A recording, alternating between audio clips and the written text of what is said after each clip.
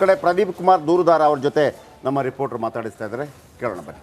Investigation ಆದರೆ ಖಂಡಿತ ಗೊತ್ತಾಗುತ್ತೆ. ಇನ್ವೆಸ್ಟಿಗೇಷನ್ ಅದು ಸತ್ಯ ಹೊರ ಬೀಳುತ್ತೆ ಸರ್. ಅಂದರೆ ಇದು ಮೂಲ ದಾಖಲೆನ ಯಾಕಂತಂದರೆ ಹಿಂದೆ ಬೈರ್ತಿ ಸುರೇಶ್ ಅವರು ಒಂದಷ್ಟು ದಾಖಲೆಗಳನ್ನು ಹೆಲಿಕಾಪ್ಟರ್ನಲ್ಲಿ ತೆಗೆದುಕೊಂಡು ಬಂದರು ಅಂತಂದರು. ಆ ಸಂದರ್ಭದಲ್ಲಿ ತಂದು ಇದನ್ನೇ ತಿದ್ದಿರ್ಬೋದಾ ಅಂತ? ಅಲ್ಲ, ಖಂಡಿತ ಸಾಧ್ಯತೆಗಳಿದೆ. ಒಂದಷ್ಟು ಡಾಕ್ಯುಮೆಂಟ್ಸ್ಗಳನ್ನು ಅವರು ಹೆಲಿಕಾಪ್ಟರ್ನಲ್ಲಿ ತಗೊಂಬಂದಿರೋ ಸಾಧ್ಯತೆಗಳಿದೆ. ಇದಕ್ಕೆ ಏನು ಈ ಸರ್ವೆ ನಂಬರ್ಗೆ ಸಂಬಂಧಪಟ್ಟಂತಹ ಎಲ್ಲ ದಾಖಲಾತಿಗಳನ್ನು ಅವರು ಅಲ್ಲಿಂದ ತಗೊಬಂದಿದ್ದಾರೆ. ಅದು ಸತ್ಯ. ನಾವು ಯಾವುದೇ ಡಾಕ್ಯುಮೆಂಟ್ಸ್ ಹಾಕಿನಿ, ನೀವು ಬೇಕಾದ್ರೆ ಹಾಕಿ ಮೋಡಾಗೆ ಅಪ್ಲಿಕೇಶನ್ ಕೊಟ್ಬಿಟ್ರೆ ಸರಿ. ಅವರು ಅರ್ಜಿ ಹಾಕಿದ್ರೆ ಏನಾದರೂ ಒಂದು ರೀಸನ್ ಕೊಟ್ಟು ಎಂಡಾಸ್ಮೆಂಟ್ ಕೊಟ್ಟು ಕಳಿಸ್ತಾರೆ. ಸೊ ಇದು ಮೂಡಾದಲ್ಲಿ ಆಗ್ತಾ ಇರ್ತಕ್ಕಂಥ, ಯಾಕೆಂದರೆ ಅಲ್ಲಿ ಒಂದು ಸೈಟು ಎರಡು ಸೈಟ್ದಲ್ಲ, ಇದು ಒಂದೇ ಅಲ್ಲ, ಸಿದ್ದರಾಮಯ್ಯನವ್ರದ್ದು ಒಂದು ಪ್ರಕರಣ ಅಷ್ಟೇ. ಅಲ್ಲಿ ಒಟ್ಟು 4839 ಸೈಟ್ಗಳು ಹಗರಣ ಆಗಿರೋದು, ಮಿಸ್ಯೂಸ್.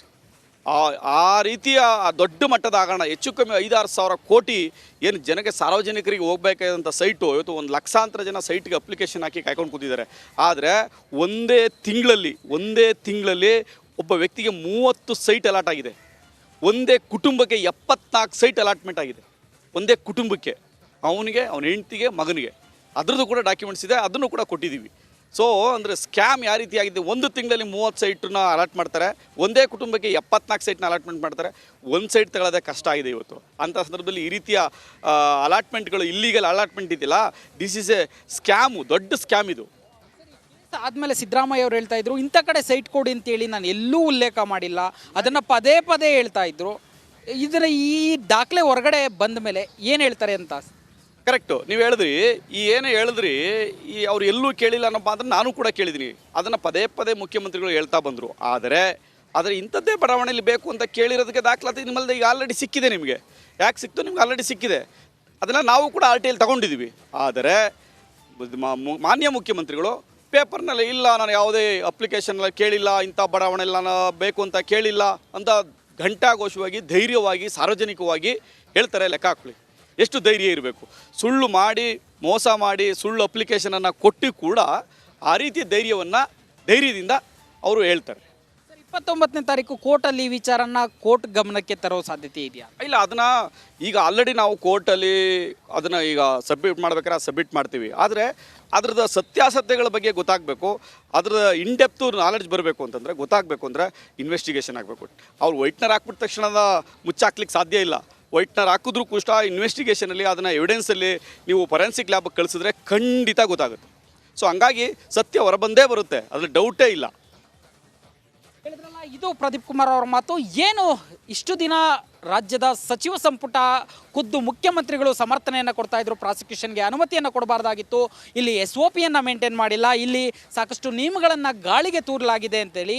ಆದರೆ ಈ ಒಂದು ದಾಖಲೆಯಲ್ಲಿ ವೈಟ್ನರ್ ಹಾಕಿದವರು ಯಾರು ಅನ್ನೋ ಪ್ರಶ್ನೆಗೆ ಯಾರು ಉತ್ತರ ಕೊಡ್ತಾರೆ ಅನ್ನೋ ಪ್ರಶ್ನೆಯನ್ನು ಅವ್ರು ಎತ್ತಾ ಇರ್ತಕ್ಕಂಥದ್ದು. ವಿಡಿಯೋ ಜರ್ನಲಿಸ್ಟ್ ಕೃಷ್ಣ ಜೊತೆ ನಾಗರಾಜ್ BF ಚಂದ್ರ, republic TV Kannada, Bengaluru.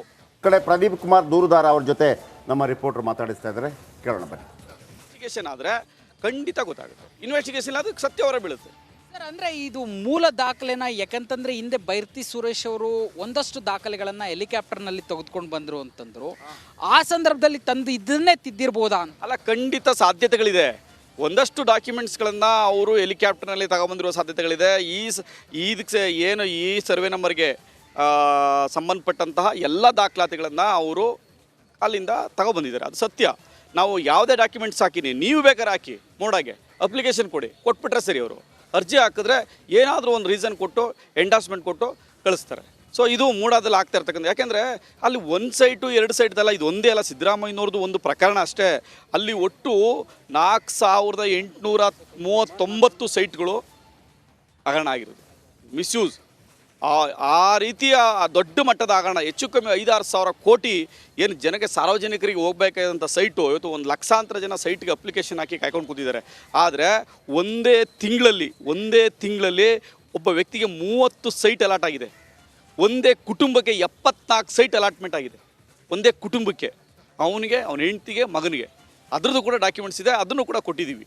So ಅಂದರೆ ಸ್ಕ್ಯಾಮ್ ಯಾವ ರೀತಿ ಆಗಿದೆ, ಒಂದು ತಿಂಗಳಲ್ಲಿ 30 ಸೈಟನ್ನ ಅಲಾಟ್ ಮಾಡ್ತಾರೆ, ಒಂದೇ ಕುಟುಂಬಕ್ಕೆ 74 ಸೈಟ್ನ ಅಲಾಟ್ಮೆಂಟ್ ಮಾಡ್ತಾರೆ. ಒಂದು ಸೈಟ್ ತಗೊಳ್ಳೋದೇ ಕಷ್ಟ ಆಗಿದೆ ಇವತ್ತು. ಅಂಥ ಸಂದರ್ಭದಲ್ಲಿ ಈ ರೀತಿಯ ಅಲಾಟ್ಮೆಂಟ್ಗಳು, ಇಲ್ಲೀಗಲ್ ಅಲಾಟ್ಮೆಂಟ್ ಇದೆಯಲ್ಲ, ದಿಸ್ ಈಸ್ ಎ ಸ್ಕ್ಯಾಮು, ದೊಡ್ಡ ಸ್ಕ್ಯಾಮ್ ಇದು. ಆದ್ಮೇಲೆ ಸಿದ್ದರಾಮಯ್ಯ ಅವರು ಹೇಳ್ತಾ ಇದ್ರು ಇಂಥ ಕಡೆ ಸೈಟ್ ಕೊಡಿ ಅಂತೇಳಿ ನಾನು ಎಲ್ಲೂ ಉಲ್ಲೇಖ ಮಾಡಿಲ್ಲ, ಅದನ್ನು ಪದೇ ಪದೇ ಹೇಳ್ತಾ ಇದ್ರು. ಇದರ ಈ ದಾಖಲೆ ಹೊರಗಡೆ ಬಂದ ಮೇಲೆ ಏನು ಹೇಳ್ತಾರೆ ಅಂತ? ಕರೆಕ್ಟು, ನೀವು ಹೇಳಿದ್ರಿ, ಏನು ಹೇಳಿದ್ರಿ, ಅವ್ರು ಎಲ್ಲೂ ಕೇಳಿಲ್ಲ ಅನ್ನೋ ಮಾತನ್ನು ನಾನು ಕೂಡ ಕೇಳಿದ್ದೀನಿ. ಅದನ್ನು ಪದೇ ಪದೇ ಮುಖ್ಯಮಂತ್ರಿಗಳು ಹೇಳ್ತಾ ಬಂದರು. ಆದರೆ ಇಂಥದ್ದೇ ಬಡಾವಣೆಯಲ್ಲಿ ಬೇಕು ಅಂತ ಕೇಳಿರೋದಕ್ಕೆ ದಾಖಲಾತಿ ನಿಮ್ಮಲ್ಲಿ ಈಗ ಆಲ್ರೆಡಿ ಸಿಕ್ಕಿದೆ. ನಿಮಗೆ ಯಾಕೆ ಸಿಕ್ತು? ನಿಮ್ಗೆ ಆಲ್ರೆಡಿ ಸಿಕ್ಕಿದೆ. ಅದನ್ನು ನಾವು ಕೂಡ RTI ತಗೊಂಡಿದ್ದೀವಿ. ಆದರೆ ಮಾನ್ಯ ಮುಖ್ಯಮಂತ್ರಿಗಳು ಪೇಪರ್ನಲ್ಲಿ ಇಲ್ಲ, ನಾನು ಯಾವುದೇ ಅಪ್ಲಿಕೇಶನ್ನಲ್ಲಿ ಕೇಳಿಲ್ಲ, ಇಂಥ ಬಡಾವಣೆಯಲ್ಲಿ ನಾನು ಬೇಕು ಅಂತ ಕೇಳಿಲ್ಲ ಅಂತ ಘಂಟಾಘೋಷವಾಗಿ ಧೈರ್ಯವಾಗಿ ಸಾರ್ವಜನಿಕವಾಗಿ ಹೇಳ್ತಾರೆ. ಲೆಕ್ಕ ಹಾಕ್ಕೊಳ್ಳಿ, ಎಷ್ಟು ಧೈರ್ಯ ಇರಬೇಕು.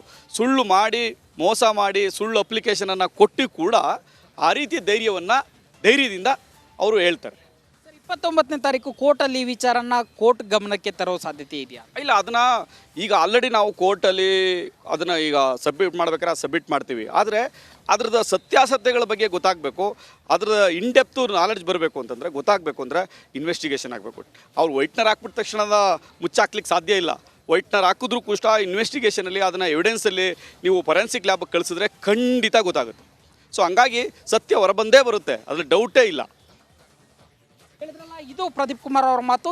ಏನು ಇಷ್ಟು ದಿನ ರಾಜ್ಯದ ಸಚಿವ ಸಂಪುಟ ಖುದ್ದು ಮುಖ್ಯಮಂತ್ರಿಗಳು ಸಮರ್ಥನೆಯನ್ನು ಕೊಡ್ತಾ ಇದ್ರು, ಪ್ರಾಸಿಕ್ಯೂಷನ್ಗೆ ಅನುಮತಿಯನ್ನು ಕೊಡಬಾರ್ದಾಗಿತ್ತು, ಇಲ್ಲಿ SOPಯನ್ನು ಮೇಂಟೈನ್ ಮಾಡಿಲ್ಲ, ಇಲ್ಲಿ ಸಾಕಷ್ಟು ನಿಯಮಗಳನ್ನು ಗಾಳಿಗೆ ತೂರಲಾಗಿದೆ ಅಂತೇಳಿ.